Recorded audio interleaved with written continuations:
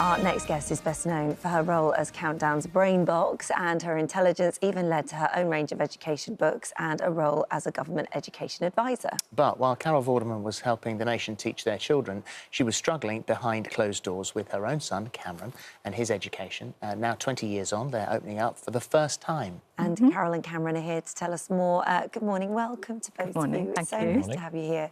And so this is something that up until now you've kind of kept privately, more sort of as protection for Cameron, really? Yes, as a young child, and which we'd go into, but as a mother, a single parent, you protect, don't you, like a lioness, and I didn't want him to grow up with labels and all of these different things. So, yes, this is the first time, isn't it? First time you've been on telly, Cameron. Yeah, I know, right? So weird. We'll look after you, don't worry. So back to those early days. When did you notice, hold on a second, this isn't quite the development that we were expecting? Well, it's interesting, Dr. Nigat was just talking about this, wasn't she, in answer one of the questions, that there are early signs. So I should point out that Cameron, well, you can say, what are your learning difficulties? Well, I have high spectrum dyslexia, ADD, bit of ADHD, bad short-term memory, and can't really smell well. But that's not exactly relevant, but just to add to the list. Just to add to the list. And getting that diagnosis is quite difficult anyway. And it's really hard. It's really hard. And before you got the diagnosis, it was how you were treated initially when you first went to school. It was the reaction from teachers, the reaction from other kids, the reaction of you hearing all this stuff. What was it like, those first moments at school? Well, you know, as a toddler, he was a really happy toddler, and then he started going to nursery and so on. That's when you start to distinguish, right, oh, hang on, something's happening here, because the teacher was saying he's really disruptive, and yet he was this sweet, happy little toddler, you know. Yeah. And, but I did know, because obviously I'm well into teaching, as you know, and I love teaching, and Katie was very different, Cam's older sister. And I would go teach the letters phonetically, you know, be like E, you know, air. Okay, air, and I go, well done, darling, you know, and we draw air 100 times. And then 3 seconds later, I'd go, so, Cam, what's that? Nothing. Yeah. Absolutely nothing. So persevered. And then when we moved to London, I'd got divorced, and we moved to London briefly, and I put him in a little school. He was probably, I think, at age 4 or 5 then. And by the end of that year, they said, he's unteachable. We can't have him here. Wow. We can't teach him. You hear that so many times. We've got a friend who is going through this with a young daughter at the moment, and has been told, you know, sort of unteachable. The schools are uneducated in how to approach this. The staff have trouble helping. The kids don't understand. It's that they're not naughty. There is something else here. I say they have beautiful minds, because they're different minds, and they need a lot of specialist help in order to... But it was happening in your head, because you recognised it, didn't you? You are being told that you are disruptive. How were you feeling at that time? Because there was panic. Well, that was kind of the whole thing, because when it comes to being disruptive for someone like me, it was more in like a maths lesson. They'd be like, oh, OK, what's 1 + 1? 2. OK, what's 2 + 3 to someone else? Oh, that's 5. Cameron, what's 2 + 2? And you're just so panicking so much on keeping the rhythm with everyone that you can't really focus on the question. You'd feel, as it's coming down the line towards you, thinking, oh, my God, I'm next. Yeah, like a firing squad or something. It's easier to be disruptive and to throw everyone off track. So then when I can't answer it quick enough, they're like, oh, OK, whatever, and then move on to the next. So any time you would ask a question, it would be an obvious one that they, you know, answered before, and you just kind of be disruptive because you bring the whole lesson to a halt. Yeah, and also it's a distraction from actually sort of admitting that you can't do it in a way. It's better just to distract by doing something what other people may see as naughty or disruptive behaviour. Yes, and it's difficult to distinguish that, but Cameron was, you know, at the end of the spectrum. So they described it to me as it's almost like a Venn diagram, sorry about the maths, but 3 circles overlapping. One is dyslexia, dyspraxia. One is ADD, ADHD, and one is what's now AS, the autistic spectrum. And Cameron was, you know, in this middle. So when they have a lot of 1 or 2 of those things, some even 3 of those things. That's when they need enormous amounts of assistance. And so the schools wouldn't take... I couldn't find a school for him, literally.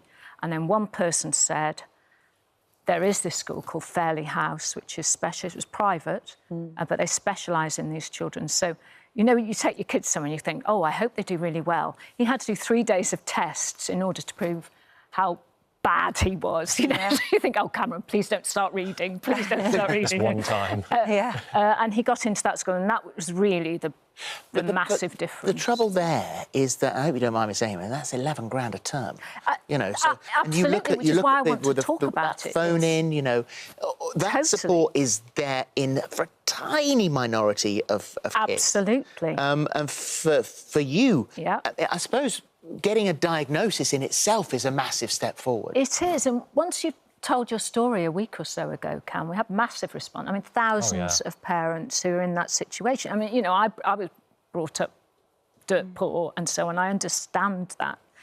And I think now we want to try and help to do something about that and to start maybe a campaign or something. Certainly a conversation. It's certainly a conversation, very public conversation about it. I think that sort of the education system, the standard education system, clearly for you at that point in your life, sort of written you off in a way. It kind of written off your education.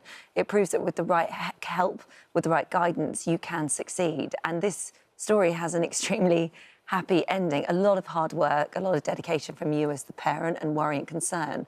But where are you now? Where am I now?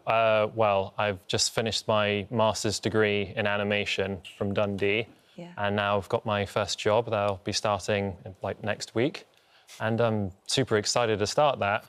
Yeah. Did you imagine that was a possibility at times in your life?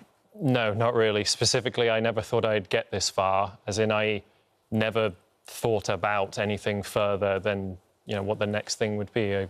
When I finished my, honours degree, you asked me, oh, so what do you want to do after this? Yeah. What is the next education step after this? Oh, there's a master's. Then I'll do that one. But he had a first-class honours degree. And one thing, and I know we only have a limited amount of time, but the bullying when you were a teenager was awful. And one thing I would love to say to parents, because I know there are a lot of parents listening and watching who are going through this, is it's a long road. Breathe. This is a long road, because you wake up as a parent every day and this little bundle of your heart, your world is there, and they're unhappy. And there is nothing you can do. There was nothing I could do. I couldn't give up telly and teach him, not because I wouldn't give up telly. I didn't know how to teach him. Because you had a specific way of learning. Yes. So you had to find your own way through. Yes. It may have not been the standard way, but you had to find your own key, I guess, to unlock it. You did, Cameron, didn't you? You actually found your own way to learn. Yes, so, as I said, with all the list of disabilities, I learned a bunch of strategies on how to deal with them all, very specific ones. So, for example, with dyslexia, how I learn is I take the subject and will basically simplify it. So take a paragraph, turn that into one sentence. And so that way I can understand stuff. Or another way I put it is I make a manual and then I read it. Yeah. And that has allowed me to understand concepts better, but also it makes it easier for me to describe stuff because I, come from a perspective that doesn't understand most things. So when I'm talking to someone who doesn't understand about animation, let's say, I feel like I'm pretty confident in being able to describe it because I know what they don't understand. What's important here, I think, is a massive positive flag to stick in it, is you say it's been difficult, the bullying was awful, but you have got a strength and you've carried that strength through, and that actually is almost an advancement later on. I would say so. It's this resilience, isn't it, Cam? Oh, yeah. If I have been saying this for years, if I had the option to go back in time and change, my school life, which up until I was 16, I don't think there was a single day that was above neutral in terms of enjoyment because of bullying and stuff. Not at Fairley House. No, sorry. Secondary school. Beyond that, yeah.